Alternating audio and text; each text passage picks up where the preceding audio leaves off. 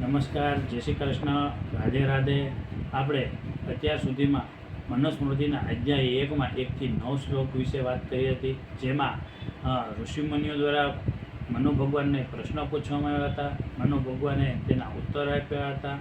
ત્યારબાદ પ્રલય સૃષ્ટિની વાત થઈ હતી, ત્યારબાદ જળ સૃષ્ટિની વાત થઈ અને ત્યાર પછી બ્રહ્માની ઉત્પત્તિ વિશેની વાત થઈ હતી. તો હવે પછી આપણે અત્યારે 10મો શ્લોક જોઈએ છીએ. તો તેમાં નારાયણ શબ્દ કેવી રીતે ઉત્પન્ન થયો તો તેની ચર્ચા કરીશું. તો અહીંયા પહેલાં આપણે તેની શ્લોક વિશે વાત કરી લઈએ. તો શ્લોક આ રીતે છે: આપો નારા ઇતિ પ્રોક્તા આપો વૈવ નરસુન્વા તા યદ સાયનમ પૂર્વતેન નારાયણ સમૃદ્ધ.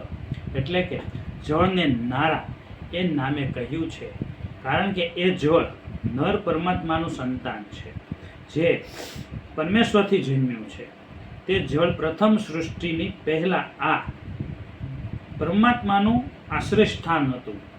તે કારણથી પરમાત્માને નારાયણ કહ્યા છે. તો અહીંયા નારાયણ એ સીધા જ પરમાત્માનું રૂપ છે એવું માનવામાં આવ્યું છે.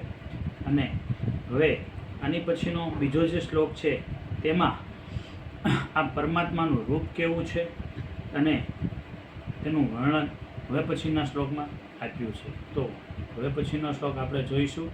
તે આગળ મારા વિડીયોમાં જોડાયેલા રહો, ચેનલ સાથે જોડાયેલા રહો, સબસ્ક્રાઈબ કરો, કોમેન્ટ કરો, લાઈક કરો અને જય શ્રી કૃષ્ણ, રાધે રાધે, નારાયણ.